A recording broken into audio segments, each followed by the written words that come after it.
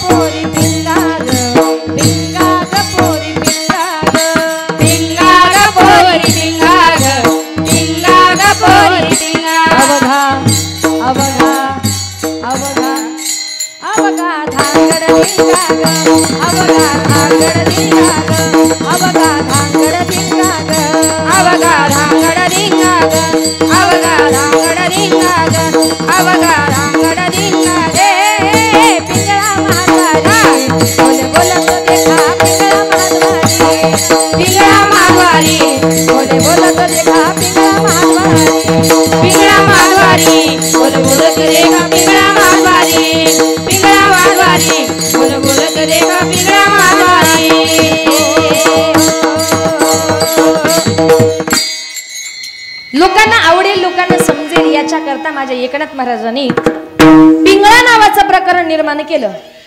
आणि त्या पिंगळ्यामध्ये शेवटी सांगितले, हे जरी न ऐकाल मग दुसरा येईल, सरते शेवटी काळ बांधून नेईल, एका जनार्दनी आमचे काय जाईल. तुम्ही जर आता देवाचं जर चिंतन केलं नाही तर काळ तुम्हाला कधी बांधून नेईल हे सांगता येणार नाही. पण ही पिंगळ्यातून एकनाथ महाराजांनी तुम्हाला आम्हाला सांगितलं का जेणेकरून लोकांना काय कळेल, लोकांना काय आवडेल, त्याच्या माध्यमातून माझ्या एकनाथ महाराजांनी हा परमार्थ जोडण्याचा प्रयत्न केला. म्हणून आजच्या या अभंगाचे रूपक करून या विश्वाच्या आधी वीज दुसरे तिसरे कोणी नसून भूवैकुंठ पंढरी भिवेरेच्या तिरी पांडुरंगाच्या रूपानं प्रगट झाली. विठाल विठाल विठाल विठाल विठाल विठाल विठाल विठाल.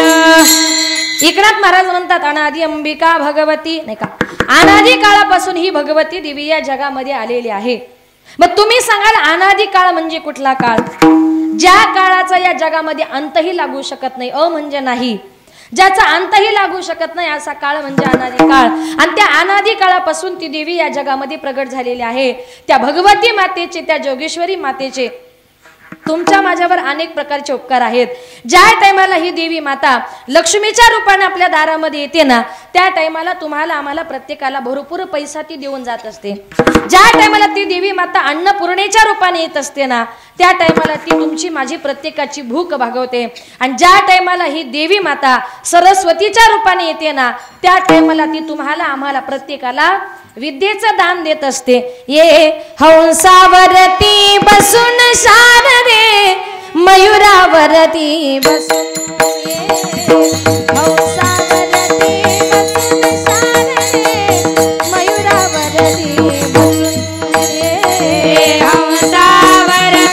बसून शारदे, मयुरावरती बसून हंसावरती बसून शारदे, मयुरावरती बसून मयुरावरती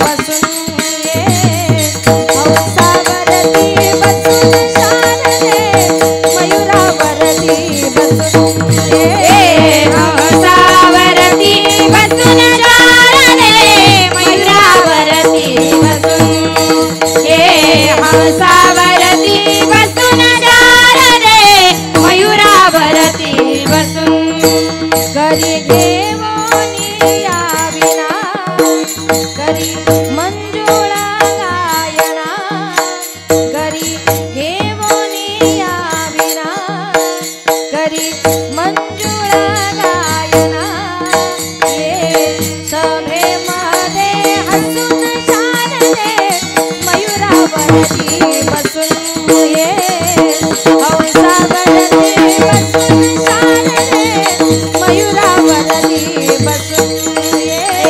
हंसावरती बसून शारदे मयुरावरती बसून ये हंसावरती बसून शारदे मयुरावरती बसून मयुरावरती बसून. ज्या टायमाला ही देवी माता सरस्वतीच्या रूपाने येते ना त्या टायमाला तुम्हाला आम्हाला प्रत्येकाला विद्येचं दान ही सरस्वती माता देत असते. म्हणून जगामध्ये विद्यादान हे दान फार महत्वाचं आहे. आपल्याला या सगळ्या गोष्टी जर हव्या असतील तर या जगामध्ये देवी माता ही तुम्हाला आम्हाला प्रत्येकाला देणारी आहे. कारण आपण जर एका गोष्टीचा विचार केला या जगाची उत्पत्ती झाली कुठून या जगाची जी काही उत्पत्ती झालेली आहे ती एका स्त्रीपासून झालेली आहे एका आदिमाया शक्तीपासून झालेली आहे. आणि ज्या टायमाला ती माता या जगामध्ये आली ना त्या टायमाला त्या मातेनं संपूर्ण जगाचा उद्धार केला. मग माझ्या भगवान परमात्म्यानं हे काही देवीचं रूप घेतलं. देवीचं रूप घेण्याचं कारण एकच आहे राक्षसांचा नायनाट करणं आणि आपल्या भक्ताला उद्धाराचा प्रकाशाचा मार्ग दाखवणं हे देवीचं दुसरं कार्य आहे. म्हणून एकनाथ महाराज म्हणतात आंबे जगदंबे तू ज्या टायमाला या जगामध्ये प्रगट झाली ना जीवन जगत असताना तुमच्या सगळ्यांकरता सांगेल जीवन जगत असताना कधीतरी दुसऱ्याचं ऐकत जा. काही काही लोक जीवनामध्ये कधीच कुणाचं ऐकत नाही पण कधीतरी कुणाचं ऐकत जा. आणि कधीतरी असं होतं काही काही माणसांना करायची असते एक गोष्ट आणि करतात ते दुसरंच. एखादी गोष्ट करत असताना ती समजून घ्यायला शिका. आपल्याला काय पाहिजे काय हवंय काय नकोय ते माणसाने समजून घ्या. आणि मग एक तुम्हाला उदाहरण सांगते का ज्या टायमाला काही काही लोक म्हणतात त्या माणसाने माझा विश्वासघात केला. विश्वासघात करणाऱ्या लांबचे नसतात जवळचेच असतात. काय जवळचेच असतात. त्याच्याबद्दल एक तुम्हाला सुंदर एक उदाहरण सांगते. एका गावात एक जावई सासूरवाडीला गेला. आल्याबरोबर आमचं भोजन होतं कॅप्टनच्या घरी रामहरी बाबा गायकवाड. त्यांच्या मुलांनी मला सांगितलं ताई एवढं नक्की सांगा म्हणून त्यांच्याकरता तुमच्या सगळ्यांकरता सांगते. ज्या टायमाला त्याचं नवीन लग्न वगैरे झालं लग्न झाल्यानंतर तो आपल्या घरात आपल्या आई बापाला म्हटला आई बाबा मी जरा माझ्या सासूरवाडीला जाऊन येतो. आईने सांगितलं बाळा सासूरवाडीला चाललास पण जरा जपून आणि संध्याकाळ व्हायच्या आत रात्री आपल्या घरी निघून ये. त्यानं सांगितलं काय आई म्हटली बाळा तुझ्या लक्षात नाही का तुला रात आंधळ येते. रात आंधळ कळतं ना. तो म्हटला आई तू काहीच काळजी करू नको मी फक्त जातो तिथे चहा पाणी करतो आणि संध्याकाळी आपल्या बरोबर घरी निघून येतो. आता जावई सासूरवाडीला गेला. जावई सासूरवाडीला गेल्यानंतर नवीन जावई आहे आणि तुम्ही सगळे इकडे बसलेले जावई लोक आहात. तुम्हाला सगळ्यांना माहिती आहे सासूरवाडीला जावयाला फक्त नवीन नवीनच लोक मान देतात बरोबर ना. हो आता नवीन जावई होता नवीन लग्न झालेलं होतं. जावई सासूरवाडीला गेला. आता नवीन जावई असल्यामुळे हा सासरा बोलवतो तो सासरा बोलवतो हा मेहुणा बोलवतो तो मेहुणा बोलवतो. सगळ्यांकडे जाता जाता संध्याकाळ झाली. अचानक अंधार पडला आणि त्याचं रात आंधळ सुरू झालं. मग त्याला कळालं आता माझं रात आंधळ सुरू झालं. त्याने विचार केला आता मला दिसत नाही आता मी माझ्या घरी जाऊ शकत नाही आणि मुक्कामाला जर थांबलो तर आपण हिच्या आई बापाशी फसून लग्न केले. मला रातांदळे हे बायकोच्या घरच्या लोकांना माहिती नाही आणि ज्या टायमाला माहिती पडेल ना त्या दिवशी माझा घटस्फोटच. म्हणून त्याने ठरवलं आता मुक्कामाला राहायचंय पण दिवस उजडेपर्यंत आपण मला रातांदळे हे काही समजू द्यायचं नाही. जावई मुक्कामाला थांबला. जावई मुक्कामाला थांबला. पूर्वीच्या काळी बघा आपल्या घरी जर एखादी गाय असेल एखादी म्हैस असेल तिचं छोटंसं वासरू जर असेल पूर्वीच्या काळी लोक ते छोटं वासरू असायचं त्याला संध्याकाळी घरामध्ये घ्यायचे का वाघाची भीती, चोरांची भीती, काही म्हणा, त्याला दारामागेच जागा द्यायचे. सासूबाईने ते वासरू वगैरे आणून बांधलं. जावई बापू जेवण करण्याकरता थांबले. आता जावई जर जेवायला थांबला तर सासूबाई जेवणामध्ये काय करते हो? महिला मंडळ तुम्ही काही करता की नाही? जावयाला काय करता? पुरणपोळी. जावया करता तिनं सुंदर पुरणपोळीचा स्वयंपाक तयार केला. ताटं वाढण्यात आली आणि सासूबाईनं आवाज दिला, जावई बापू जेवण करायला बसला. आता जावई आला म्हटल्याबरोबर अनेक आजूबाजूचे पाहुणे गोळा झाले होते. सगळेच जण जेवायला बसले. याला दिसतच नव्हतं. हा पंक्तीला बसला पण भिंतीकडे तोंड करून. सासूबाई म्हटली, जावई बापू अहो सगळे माणसं सरळ बसले, तुम्ही उलटे का बसलात? तो थोडा हुशार होता. तो म्हटला, कसं आहे ना सासूबाई, मला तुमच्या भिंतीची पेंटिंग खूप आवडली. मी बघत होतो प्लॅस्टिक पेंट आहे का साधा कलर आहे. पटलं. जावई बापू सरळ बसले. आता दिसत नव्हतं म्हणून जावायला नेमकी जागा वासराच्या जवळ मिळाली होती. आता जावई बापू जेवण करायला बसले. सासूबाईंनी ताट वाढलं आणि ताट वाढल्याबरोबर याला दिसतच नव्हतं. ताट वाढल्याबरोबर वासराने याच्या ताटातली पोळी उचलली आणि खाली. खाल्ल्याबरोबर सासूबाई म्हटली, जावई बापू अहो लक्ष कुठे आहे तुमचं? वासरानं तुमची पोळी खाल्ली. म्हटलं, मामी माझं लक्ष नव्हतं, असं करा मला जरा दुसरी पोळी द्या. सासूबाईने पुन्हा दुसरी पोळी याच्या ताटामध्ये ठेवली. सासूबाईने ताटामध्ये पोळी ठेवली रे ठेवली. वासरानं ती सुद्धा लगेच खाल्ली. सासू म्हटली, जावई बापू अहो नक्की तुम्ही जेवताय का त्या वासराला जेवायला घालताय? तो म्हटला, आता आपलं काही खरं नाही, पण जावई हुशार होता. म्हटलं, कसं आहे ना मामी, असं म्हणतात ना, दाणे दाणे पर लिखा है खाने वालों का नाम. कदाचित त्या दोन्ही पोळ्या त्या वासराच्या नशिबात असतील. मामी तुम्ही असं करा, आता मला तिसरी पोळी ठेवा. आता वासरू कसं येतं कशी माझी पोळी खातं तेच मी बघतो. म्हटला. असा राग आला होता, कारण या वासराच्या मुळे म्हटलं माझं रात आंधळ उघडं पडणार. आता सासूबाई घरामध्ये पोळी आणायला गेली. तिला यायला थोडासा टाइम झाला. सासूबाई हळूच आली आणि वाकून तिने याच्या ताटामध्ये पोळी ठेवली आणि त्याला वाटलं वासरूच आलं की काय. त्याला असा राग आला होता. त्यानं रागाच्या भरात ताटकन थोबाडीत मारली सासूच्या. आता मुलगी दिली म्हटल्यावर काही बोलता येत नाही. बिचारी गाल चोळतच घरात निघून गेली. आता रात्रीच्या टायमाला हा मुक्कामाला थांबला. मुक्कामाला थांबल्यानंतर रात्री याला जरा बाहेर जायचं होतं, पण प्रॉब्लेम पडला. जायचं कसं? जावं तर लागणार, पण जायचं कसं? म्हटला. पलंगाच्या खाली उतरला. पायाला एक दोरी लागली. त्याने विचार केला, एक दोरी पलंगाला बांधायची, एक आपल्या पायाला बांधायची. या दोरीच्या साह्याने आपण बाहेर जायचं आणि परत दोरीच्या साह्याने आतमध्ये यायचं. आता दोरी त्यानं बांधली. दोरीच्या साह्याने तो बाहेर गेला. पण गंमत अशी, वासरू दारातच होतं ना. हा बाहेरून येईपर्यंत त्याने त्याची दोरीच तोडून टाकली. आता प्रॉब्लेम पडला. घरात जायचं तरी कसं? जावं तर लागणार. कसा तरी घरामध्ये आला. घराला 2-3 रूमा होत्या. प्रश्न पडला नेमकी आपली रूम कुठली? बरं गेला तर गेला, चुकून परत सासूच्याच खोलीत घुसला आणि सासूबाईच्या पायावर असा कुचकन पाय दिला. सासू घाबरून उठली आणि ती म्हटली, जावई बापू इकडं कुठं? तो म्हटला, आता सासूबाई आपल्याला मारणार. इतका घाबरला होता, पण तो हुशार होता. तो म्हटला, कसे ना मामी अहो मगाशी जेवता जेवता चुकून जे तुमच्या थोबाडीत मारली ना, त्याच्याबद्दल तुमची माफी मागायला आलो होतो. आता हा काय माफी मागायला आला होता? म्हणजे आपल्या मुलीपेक्षाही जवळच आपण कोणाला मानतो? जावयाला. का? यांना चांगलं सांभाळलं. तुम्ही आमच्या यांच्याकडे का बघताय? जसा दृष्टांत चालू केला तसे तुम्ही जावयाकडेच बघता. मुलीपेक्षाही जास्त जीव कोणावर असतो? जावयावर. म्हणून मी काय म्हटलं, विश्वासघात करणारे लांबचे नसतात, जवळचे असतात. म्हणून जीवन जगत असताना समजून घेत चला, भगवान परमात्म्याने या भक्ताचा उद्धार करण्याकरता या जगामध्ये अनेक प्रकारचे अवतार घेतलेले आहेत. मग ही देवी माता ज्या टायमाला या जगामध्ये आली ना, त्या टायमाला सुवेळ सुदीन तुझा गोंधळ मांडला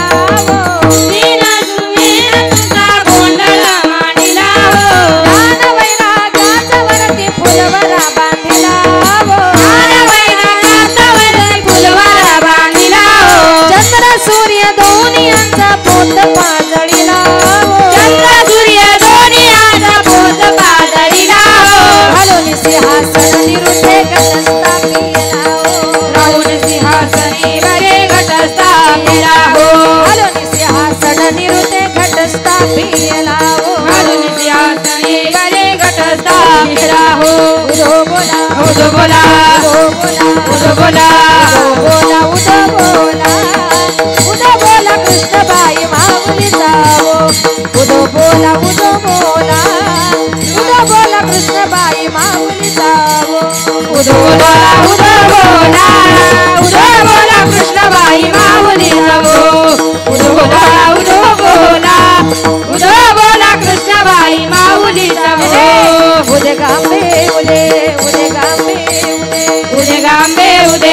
उदे गांबे बोला अंबाबाईचा महालक्ष्मीचा आई तुळजा भवानीचा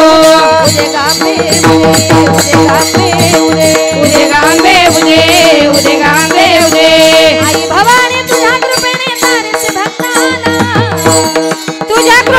तारसी भक्ताला अगाध महिमा तुझी माऊली तारी संकटाला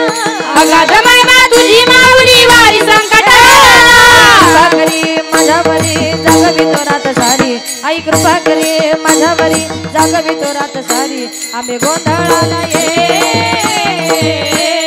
गोंधळ मांडीला भवानी गोंधळाला गोंधळ मांडीला भवानी गोंधळाला गोंधळ मांडीला भवानी गोंधळाला गोंधळ मांडीला भवानी गोंधळाला गोंधळ मांडीला भवानी गोंधळाला गोंधळ मांडीला भवानी गोंधळाला गोंधळ मांडीला भवानी गोंधळाला गोंधळ मांडीला गंगे गोंधळाला बोला बाबाईचा उदो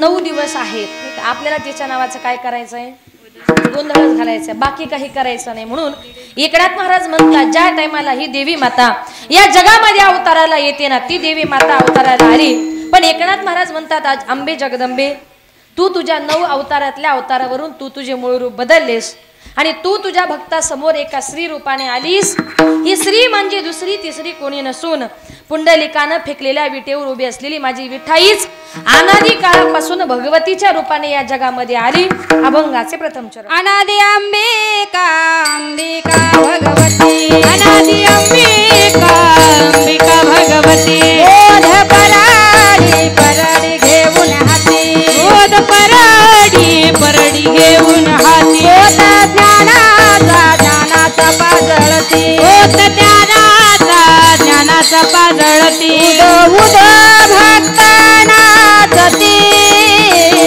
उदो भक्तनाचती उदो भक्तनाचती उदो भक्तनाचती येई हो जगदंबे येई हो जगदंबे येई हो जगदंबे येई हो जगदंबे येई हो जगदंबे गोंधळा येई हो जगदंबे येई हो जगदंबे गोंधळा येई हो जगदंबे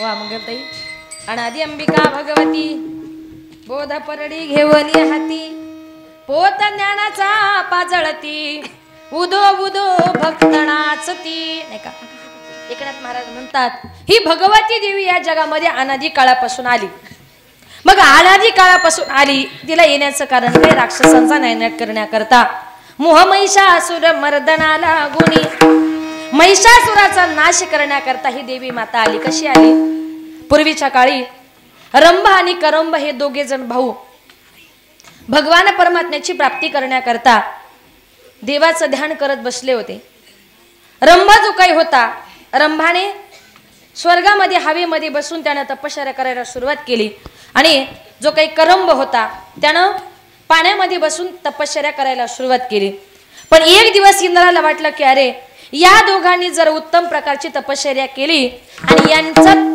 तप जर फळाला आलं तर माझ्या इंद्रपदाला धोका पोचू शकतो म्हणून इंद्राने काय केलं रंभ जो काही पाण्यामध्ये तपश्चर्या करण्याकरता बसला होता त्या रंभाशी त्यानं युद्ध केलं आणि त्या रंभाला त्याने मारून टाकलं त्याचा भाऊ करंभ जो काही होता त्यानं भगवंताला सांगितलं देवा आमचे आईबाप तर आमच्या अगोदरच निघून गेले आम्ही दोघे जण भाऊ होतो आता माझा एक भाऊ सुद्धा मारला पण मला माझ्या भावाचा उद्धार करायचा आहे का म्हणून मला माझ्या भावाचा उद्धार करायचा आहे मग त्याच्याकरता तुम्ही मला काहीतरी वरदान द्या मला माझा प्रपंच पुढे करायचा आहे भगवंतानी त्याला वरदान दिलं की जा समोरच्या वनामध्ये जा, समोरच्या जंगलामध्ये जा. समोरच्या जंगलामध्ये गेल्यानंतर प्रथमतः तुला जी सुंदर स्त्री दिसेल ती स्त्रीचा तू बायको म्हणून स्वीकार करायचा. तो करंबा ज्या टायमाला जंगलामध्ये गेला, जंगलामध्ये गेल्याबरोबर त्याला जंगलामध्ये एक म्हैस दिसली. कोण दिसली? म्हैस दिसली. कारण देवाने सांगितलं होतं जंगलामध्ये जी स्त्री दिसेल प्रथमतः तिच्याशीच तुला लग्न करावं लागणार. आता म्हैस म्हणजे स्त्रीलिंगीचा हे स्त्री आहे. देवाने देवाच्या आज्ञेनुसार, कारण तो राक्षसच होता म्हणून त्याने त्या म्हशी बरोबर आपला विवाह केला. म्हशी बरोबर आपला विवाह केल्यानंतर काही दिवसानंतर त्या म्हशीला दिवस गेले. एक दिवस त्या म्हशीच्या पाठीमागे एक रेडा लागला, म्हणजे टोनगा. काय म्हणता तुम्ही? रेडा किंवा टोनगा. तो तिच्या पाठीमागे लागला. पाठीमागे लागल्यानंतर तो करंबा आणि त्या रेड्यामध्ये एक जोरदार प्रकारचं युद्ध झालं आणि त्याच युद्धामध्ये तो करंब मरण पावला. त्या म्हशीचा नवरा करंब मरण पावला. आता ज्या टायमाला त्याची चिता रचलेली होती ना, त्या म्हशीने सांगितलं पूर्वीच्या काळी सती जायची प्रथा होती, मलाही माझ्या नवऱ्याच्या बरोबर सती जायचंय. म्हणून त्या म्हशीने सुद्धा त्याच्या आगणीमध्ये उडी मारली, त्या पेटत्या चितेमध्ये उडी मारली. पण ज्या टायमाला तिने त्या पेटत्या चितेमध्ये उडी मारली ना, तिच्या पोटामध्ये गर्भ होता. उडी मारल्याबरोबर पोटातला गर्भ बाहेर आला आणि आगणीतून एक छोटंसं बाळ प्रगट झालं. त्याचंच नाव काय आहे? महिषासूर. म्हशीचा मुलगा आणि आसूर म्हणून म्हणजे काय? राक्षसाच्या पोटी जन्माला आला म्हणून त्याचं नाव महिषासूर असं ठेवण्यात आलं. पण त्या महिषासुराने सांगितलं देवा, अनेक राक्षसांनी युद्ध करून माझ्या बापाचा शेवट केला. माझ्या बापाचा शेवट केल्यामुळे माझ्या आईही त्या चित्तेमध्ये गेली. म्हणून अग्नी देवा, तुम्ही मला काहीतरी वरदान द्या का माझ्या आई बापाला मारल्यामुळे मला तुम्ही काहीतरी वरदान द्या. मला या जगामध्ये जीवन जगायचंय. जीवन असं जगायचे, जीवन जगत असताना मला अजिबात मरण येता कामा नये. मी अजरामर झालो पाहिजे. बरं, देव म्हटले चालेल. पण त्याने सांगितलं मला मरण येताना मला कुठल्याही माणसाच्या हातून किंवा पुरुषाच्या हातून मला मरण येता कामा नये. असं म्हटल्यानंतर भगवंतांनी त्याला वरदान दिलं, कुठलाही असुर कुठलाही देव तुला मारणार नाही. तो उन्मत्त झाला, मला देव मारणार नाही, मला राक्षस मारणार नाही, मला मारणार तरी कोण. म्हणून त्या महिषासुराने देवांशीच युद्ध करायला सुरुवात केली. देवाला अनेक युद्धामध्ये हरवलं आणि त्या टायमाला भगवंताच्या लक्षामध्ये आलं का हा महिषासूर नावाचा राक्षस, मी त्याला वरदान दिलंय का तुला पुरुष मारू शकत नाही, तुला देव मारू शकत नाही, तुला दानवही मारू शकत नाही. हा उन्मत्त झालाय, आता याला मारायचंय ना, मग मलाच काहीतरी करावं लागेल. पण मीच तर वरदान दिलंय, तुला पुरुषाच्या हातून, देवाच्या हातून, राक्षसांच्या हातून मरण येणार नाही. आता मलाच काहीतरी करावं लागेल. म्हणून माझ्या भगवान परमात्म्यानं त्या उन्मत्त झालेला महिषासुराला मारण्याकरता सुंदर असं देवी मातेचं रूप धारण केलं. मोह महिषासुर मर्दना. हे देवी माता या जगामध्ये आली ती कशा करता? त्या महिषासुराचा नाश तिनं केला म्हणून तिचं नाव एक श्वास पडलं महिषासुर मर्दिनी. ती देवी माता या टायमाला जगामध्ये येते ना, ती त्या देवीला प्रसन्न करून घेण्याकरता एक स्तोत्र सांगितला जातो. आई गिरी नंदिनी नंदित मेदिनी विश्व विनोदिनी नंदनुते गिरीवर विंध्य शिरोधिनी वासिनी विष्णु विलासिनी जिष्णुनुते भगवती हे सिती कंद कुडुंबिनी भूरी कुडुंबिनी भूरी कृते जय जय हे महिषासुर मर्दिनी रम्यक पर्दिनी शैलसुते आई गिरी नंदिनी नंदित मेदिनी विश्व विनोदिनी नंदनुते गिरीवर विंध्य शिरोदिनी वासिनी विष्णु विलासिनी जिष्णुनुते विष्णु विलासिनी जिष्णुनुते विष्णु विलासिनी जिष्णुनुते. हे काय आहे? महिषासुर मर्दिनी स्तोत्र आहे. हे स्तोत्र जर आपण म्हटलं ना, आजूबाजूची जी भूतबाधा वगैरे असते, जी राक्षस रूपात जी लोक असतात ती आपल्या जवळ येऊ शकत नाही. का? कारण तिनं नाशच राक्षसांचा नायनाट करण्याकरता या देवी मातेने अवतार घेतल्यामुळे. अनादी अंबिका भगवती बोध परडी घेवनी हाती पोत ज्ञानाचा पाजळती उदो उदो भक्तनाच ती म्हणून एकनाथ महाराज म्हणतात आम्ही तुझ्या गोंधळामध्ये नाचणार आहोत म्हणून तू आमच्या गोंधळाला ये अभंगाचं धुरोहर गोंधळा ये ओ जगदंबे गोंधळा ये ओ जगदंबे गोंधळा ये ओ जगदंबे गोंधळा ये ओ जगदंबे गोंधळा ये ओ जगदंबे गोंधळा ये ओ जगदंबे गोंधळा ये ओ जगदंबे गोंधळा ये ओ जगदंबे गोंधळा ये ओ जगदंबे गोंधळा ये ओ जगदंबे गोंधळा ये ओ जगदंबे गोंधळा ये ओ जगदंबे गोंधळा ये ओ जगदंबे गोंधळा ये ओ जगदंबे गोंधळा ये ओ जगदंबे गोंधळा ये ओ जगदंबे मुळा पिठा तू गाणे मुळा पिठा तू गाणे ओ मुळा पिठा तू गाणे गोंधळा ओ जगदंबे गोंधळा ओ जगदंबे गोंधळा ओ जगदंबे गोंधळा ओ जगदंबे मूळ पीठ तू अंबे मूळ पीठ तू अंबे ओ मूळ पीठ तू अंबे गोंधळा येई वो जगदंबे गोंधळा येई वो जगदंबे गोंधळा येई वो जगदंबे गोंधळा येई वो जगदंबे गोंधळा येई वो जगदंबे मुळा पिठा तू गंबे मुळा पिठा तू गंबे मुळा पिठा तू गंबे गोंधळा येई वो जगदंबे मुळा पिठा तू अंबे मुळा पिठा तू अंबे मुळा पिठा तू अंबे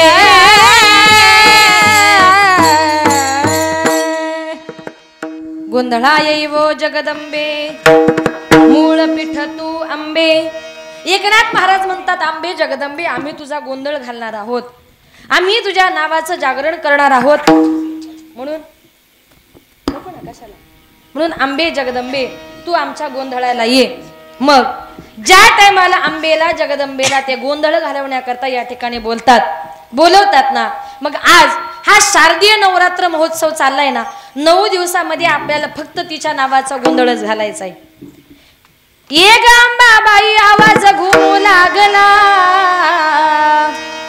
अंबाबाई ग तुझा संबळ वाजला अंबाबाई ग तुझा संबळ वाजला अंबाबाई ग तुझा संबळ वाजला अंबाबाई ग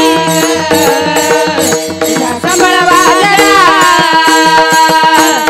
ये ग अंबा गोंधळाला आवाज घुमू लागला ये ग गोंधळाला आवाज घुमू लागला अंबाबाई ग तुझा संबळ वाजला अंबाबाई ग तुझा संबळ वाजला अंबाबाई ग तुझा संबळ वाजला अंबाबाई ग तुझा संबळ वाजला मांडीला मंडप दारी केला थाट माट एक गोंधळाला आंबा सोडून बाले घाट मांडीला मंडप केला थाट माट एक गोंधळाला आंबा सोडून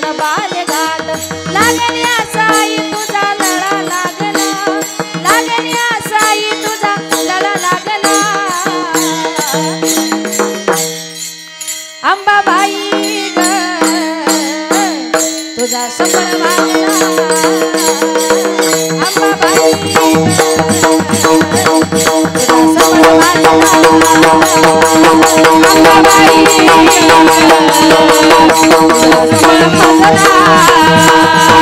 अंबाबाई तुझा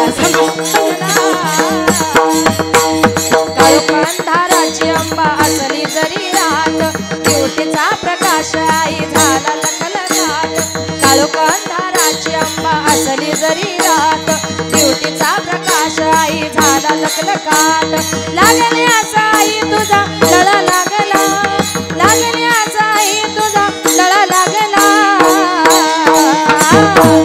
अंबाबाई ग संबळ वाजला